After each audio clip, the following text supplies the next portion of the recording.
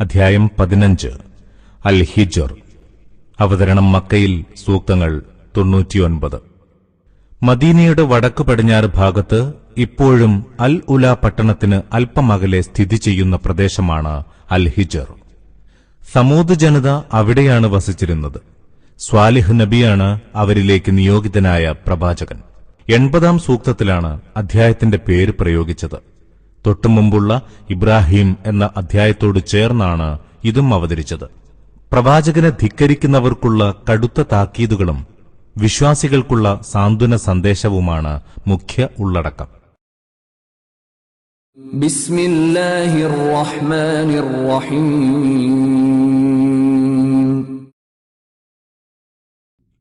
അലിഫ് ലാം റാ. ദൈവിക ഗ്രന്ഥത്തിലെ അഥവാ സുവ്യക്തമായ ഖുർആനിലെ വചനങ്ങളാണിവ. തങ്ങൾ മുസ്ലിങ്ങളായിരുന്നെങ്കിലെന്ന് സത്യനിഷേധികൾ കൊതിച്ചുപോകുന്ന അവസ്ഥയുണ്ടാകും. അവരെ നീ വിട്ടേക്കുക.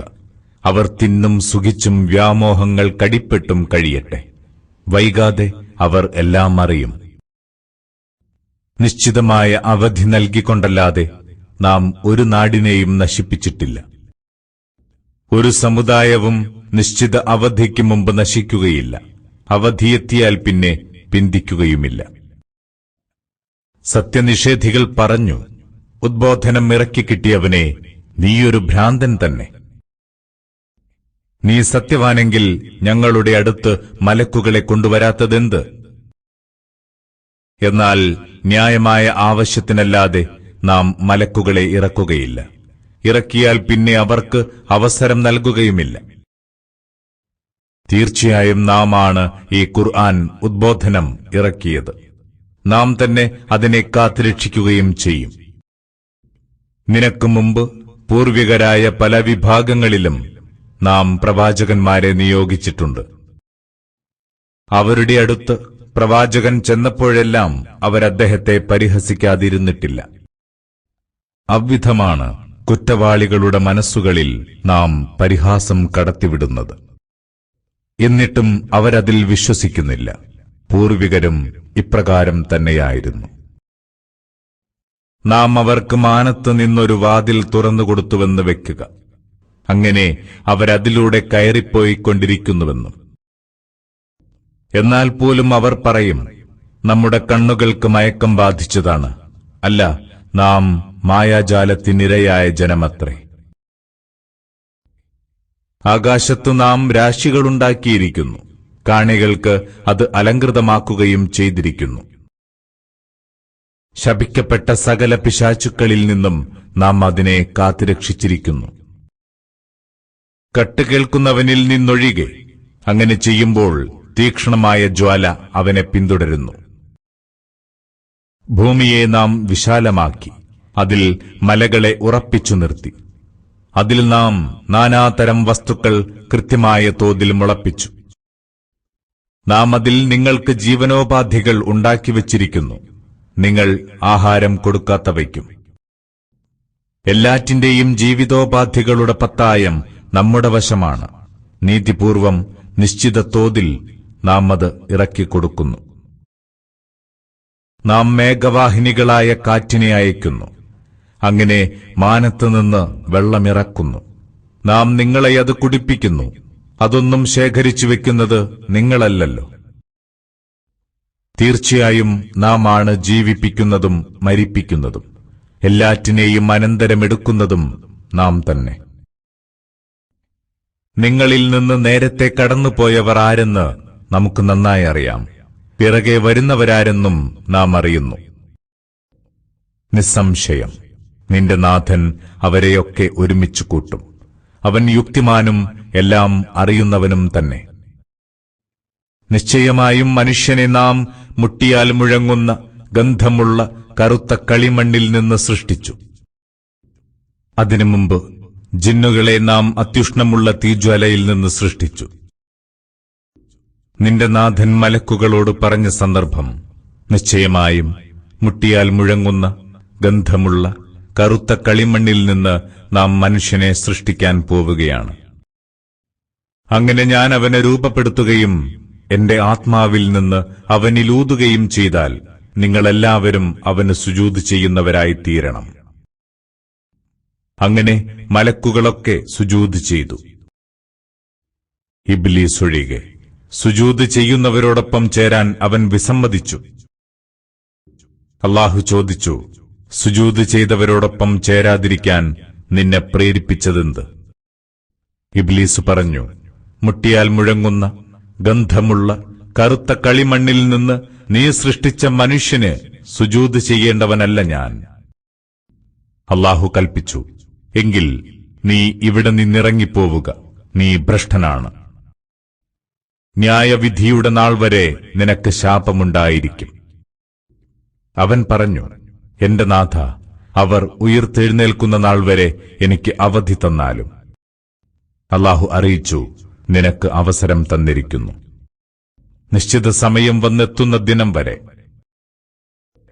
അവൻ പറഞ്ഞു, എന്റെ നാഥ, നീ എന്നെ വഴികേടിലാക്കി. അതേപോലെ ഭൂമിയിൽ ഞാൻ അവർക്ക് ചീത്തവൃത്തികൾ ചേതോഹരമായി തോന്നിപ്പിക്കും. അവരെയൊക്കെ ദുർമാർഗത്തിലാക്കുകയും ചെയ്യും തീർച്ച. അവരിലെ നിന്റെ ആത്മാർത്ഥതയുള്ള ദാസന്മാരെയൊഴികെ. അല്ലാഹു പറഞ്ഞു, ഇതാണ് എന്നിലേക്കെത്താനുള്ള നേർവഴി. എന്റെ അടിമകളുടെ മേൽ നിനക്കൊരു സ്വാധീനവുമില്ല, നിന്നെ പിന്തുടർന്ന വഴിപിഴച്ചവരിലൊഴികെ. തീർച്ചയായും നരകമാണ് അവർക്ക് വാഗ്ദാനം ചെയ്യപ്പെട്ട ഇടം. അതിന് 7 വാതിലുകളുണ്ട്. ഓരോ വാതിലിലൂടെയും പ്രവേശിക്കാൻ അവരിൽ നിന്ന് പ്രത്യേകം വീതിക്കപ്പെട്ട ഓരോ വിഭാഗമുണ്ട്. ഉറപ്പായും സൂക്ഷ്മത പാലിക്കുന്നവർ സ്വർഗീയാരാമങ്ങളിലും അരുവികളിലുമായിരിക്കും. അവരോട് പറയും, നിർഭയരായി സമാധാനത്തോടെ നിങ്ങൾ അതിൽ പ്രവേശിച്ചുകൊള്ളുക. അവരുടെ ഹൃദയങ്ങളിലുണ്ടായേക്കാവുന്ന വിദ്വേഷം നാം നീക്കിക്കളയും. പരസ്പരം സഹോദരങ്ങളായി ചാരുകട്ടിലുകളിൽ അവർ അഭിമുഖമായി ഇരിക്കും. അവിടെ അവരെ ക്ഷീണം ബാധിക്കുകയില്ല, അവിടെ നിന്നവർ പുറന്തള്ളപ്പെടുകയുമില്ല. ഞാൻ ഏറെ പൊറുക്കുന്നവനും പരമദയാലുവുമാണെന്ന് എന്റെ ദാസന്മാരെ അറിയിക്കുക. തീർച്ചയായും എന്റെ ശിക്ഷയാണ് ഏറ്റവും വേദനയേറിയ ശിക്ഷയെന്നും. ഇബ്രാഹീമിന്റെ അതിഥികളെപ്പറ്റിയും നീ അവർക്ക് പറഞ്ഞുകൊടുക്കുക. അവർ അദ്ദേഹത്തിന്റെ അടുത്തു ചെന്ന സന്ദർഭം. അപ്പോൾ അവർ പറഞ്ഞു, താങ്കൾക്ക് സമാധാനം. അദ്ദേഹം പറഞ്ഞു, സത്യമായും ഞങ്ങൾക്ക് നിങ്ങളെപ്പറ്റി പേടി തോന്നുന്നു. അവർ പറഞ്ഞു, താങ്കൾ പേടിക്കേണ്ട. ജ്ഞാനമുള്ള ഒരു പുത്രനെ സംബന്ധിച്ച ശുഭവാർത്ത ഞങ്ങളിതാ താങ്കളെ അറിയിക്കുന്നു. അദ്ദേഹം പറഞ്ഞു, ഈ വയസ്സുകാലത്താണോ നിങ്ങൾ എന്നെ പുത്രനെ സംബന്ധിച്ച സന്തോഷവാർത്ത അറിയിക്കുന്നത്? എന്തൊരു സന്തോഷവാർത്തയാണ് നിങ്ങൾ ഈ നൽകുന്നത്? അവർ പറഞ്ഞു, ഞങ്ങൾ താങ്കൾക്ക് നൽകുന്നത് ശരിയായ സന്തോഷവാർത്ത തന്നെ. അതിനാൽ താങ്കൾ നിരാശനാവാതിരിക്കുക. ഇബ്രാഹിം പറഞ്ഞു, തന്റെ നാഥന്റെ അനുഗ്രഹത്തെക്കുറിച്ച് ആരാണ് നിരാശനാവുക, വഴി പിഴച്ചവരൊഴികെ? ഇബ്രാഹിം ചോദിച്ചു, അല്ലയോ ദൂതന്മാരെ, നിങ്ങളുടെ പ്രധാന ദൗത്യമെന്താണ്? അവർ പറഞ്ഞു, കുറ്റവാളികളായ ഒരു ജനതയിലേക്കാണ് ഞങ്ങളെ നിയോഗിച്ചിരിക്കുന്നത്. ലൂത്തിന്റെ കുടുംബം അതിൽ നിന്നൊഴിവാണ്. അവരെയൊക്കെ നാം രക്ഷപ്പെടുത്തും, അദ്ദേഹത്തിന്റെ ഭാര്യയെ ഒഴികെ. അവൾ പിന്തി നിൽക്കുന്നവരിലായിരിക്കുമെന്ന് നാം തീരുമാനിച്ചിരിക്കുന്നു. അങ്ങനെ ആ മലക്കുകൾ ലൂത്തിന്റെ ആളുകളുടെ അടുത്തെത്തിയപ്പോൾ അദ്ദേഹം പറഞ്ഞു, നിങ്ങൾ അപരിചിതരായ ആളുകളാണല്ലോ. അവർ പറഞ്ഞു, ഈ ജനം സംശയിച്ചുകൊണ്ടിരിക്കുന്ന കാര്യവുമായാണ് ഞങ്ങൾ വന്നിരിക്കുന്നത്. ഞങ്ങൾ സത്യവുമായാണ് താങ്കളുടെ അടുത്ത് വന്നിരിക്കുന്നത്. തീർച്ചയായും ഞങ്ങൾ സത്യം പറയുന്നവരാണ്.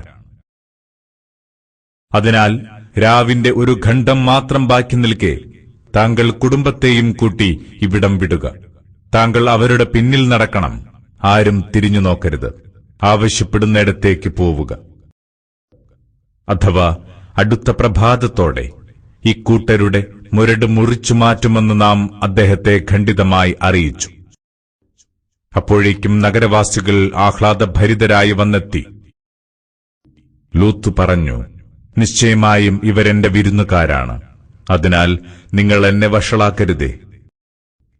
അല്ലാഹുവേ ഓർത്ത് നിങ്ങൾ എന്നെ മാനക്കേടിലാക്കാതിരിക്കുക. അവർ പറഞ്ഞു, ജനങ്ങളുടെ കാര്യത്തിൽ ഇടപെടരുതെന്ന് നിന്നെ ഞങ്ങൾ വിലക്കിയിരുന്നില്ലേ? അദ്ദേഹം പറഞ്ഞു, നിങ്ങൾ എന്തെങ്കിലും ചെയ്തേ അടങ്ങൂ എങ്കിൽ ഇതാ ഇവർ എന്റെ പെൺമക്കൾ. നിന്റെ ജീവിതമാണ് സത്യം. അവർ തങ്ങളുടെ ലഹരിയിൽ മതിമറന്ന് എന്തൊക്കെയോ ചെയ്യുകയാണ്. പ്രഭാതോദയത്തോടെ ഒരു ഘോരഗർജനം അവരെ പിടികൂടി. അങ്ങനെ ആ നാടിനെ നാം കീഴ്മേൽ മറിച്ചു. പിന്നെ നാം ചുട്ടുപഴുത്ത കല്ലുകൾ അവരുടെ മേൽ വീഴ്ത്തി. കാര്യങ്ങൾ വേർതിരിച്ചറിയാൻ കഴിയുന്നവർക്ക് തീർച്ചയായും ഇതിൽ ധാരാളം തെളിവുകളുണ്ട്. ആ നാട് എന്നും ജനസഞ്ചാരമുള്ള വഴിയിലാണ്. തീർച്ചയായും സത്യവിശ്വാസികൾക്കിതിൽ മഹത്തായ അടയാളമുണ്ട്. ഉറപ്പായും ഐക്യവാസികൾ അക്രമികളായിരുന്നു. അതിനാൽ അവരെയും നാം ശിക്ഷിച്ചു. തീർച്ചയായും ഈ രണ്ടു നാടുകളും തുറസായ വഴിയിൽ തന്നെയാണുള്ളത്. ഹിജ്ർ ദേശക്കാരും ദൈവദൂതന്മാരെ തള്ളിപ്പറഞ്ഞു. നാം അവർക്ക് നമ്മുടെ തെളിവുകൾ നൽകി, എന്നാൽ അവർ അവയെ അവഗണിക്കുകയായിരുന്നു. അവർ പർവ്വതങ്ങളിലെ പാറകൾ തുരന്ന് വീടുകളുണ്ടാക്കി. അവരവിടെ നിർഭയരായി കഴിയുകയായിരുന്നു. അങ്ങനെ ഒരു പ്രഭാതവേളയിൽ ഘോരഗർജനം അവരെ പിടികൂടി. അപ്പോൾ അവർ നേടിയതൊന്നും അവർക്ക് ഉപകരിച്ചില്ല. ആകാശഭൂമികളെയും അവയ്ക്കിടയിലുള്ളവയെയും നാം ന്യായമായ ആവശ്യത്തിനല്ലാതെ സൃഷ്ടിച്ചിട്ടില്ല. തീർച്ചയായും അന്ത്യസമയം വന്നെത്തുക തന്നെ ചെയ്യും. അതിനാൽ നീ വിട്ടുവീഴ്ച കാണിക്കുക, മാന്യമായ വിട്ടുവീഴ്ച. നിശ്ചയമായും നിന്റെ നാഥൻ എല്ലാറ്റിനെയും സൃഷ്ടിച്ചവനാണ്, എല്ലാം അറിയുന്നവനും. ആവർത്തിച്ച് പാരായണം ചെയ്യുന്ന 7 സൂക്തങ്ങൾ നിനക്കു നാം നൽകിയിട്ടുണ്ട്, മഹത്തായ ഈ ഖുർആനും. അവരിലെ വിവിധ വിഭാഗങ്ങൾക്ക് നാം നൽകിയ സുഖഭോഗങ്ങളിൽ നീ കണ്ണുവെക്കേണ്ടതില്ല, അവരെപ്പറ്റി ദുഃഖിക്കേണ്ടതുമില്ല. സത്യവിശ്വാസികൾക്ക് നീ നിന്റെ ചിറക് താഴ്ത്തിക്കൊടുക്കുക. നീ ഇങ്ങനെ പറയുകയും ചെയ്യുക, തീർച്ചയായും ഞാൻ വ്യക്തമായ മുന്നറിയിപ്പുകാരൻ മാത്രമാണ്. ശൈഥില്യം സൃഷ്ടിച്ചവർക്ക് നാം താക്കീതു നൽകി, അതുപോലെയാണിതും. ഖുർആനിനെ വ്യത്യസ്ത തട്ടുകളാക്കി മാറ്റിയവരാണവർ. നിന്റെ നാഥൻ സാക്ഷി, അവരെയൊക്കെ നാം വിചാരണ ചെയ്യും. അവർ പ്രവർത്തിച്ചുകൊണ്ടിരുന്നതിനെപ്പറ്റി. അതിനാൽ നിന്നോടാവശ്യപ്പെട്ടതെന്തോ അത് ഉറക്കെ പ്രഖ്യാപിക്കുക. ബഹുദൈവവാദികളെ തീർത്തും അവഗണിക്കുക. കളിയാക്കുന്നവരിൽ നിന്ന് നിന്നെ കാക്കാൻ നാം തന്നെ മതി. അല്ലാഹുവോടൊപ്പം മറ്റു ദൈവങ്ങളെ സങ്കൽപ്പിക്കുന്നവരാണവർ. അതിന്റെ ഫലം അടുത്തുതന്നെ അവരറിയും. അവർ പറഞ്ഞു പരത്തുന്നത് കാരണം നിന്റെ മനസ്സ് ക്ലേശിക്കുന്നുണ്ടെന്ന് നാം അറിയുന്നു. അതിനാൽ നീ നിന്റെ നാഥനെ കീർത്തിച്ച് അവന്റെ വിശുദ്ധി വാഴ്ത്തുക. അവന് സുജൂദ് ചെയ്യുന്നവരിൽ പെടുകയും ചെയ്യുക. നീ നിന്റെ നാഥന് വഴിപ്പെടുക, ആ ഉറപ്പായ മരണം നിനക്ക് വന്നെത്തും വരെ.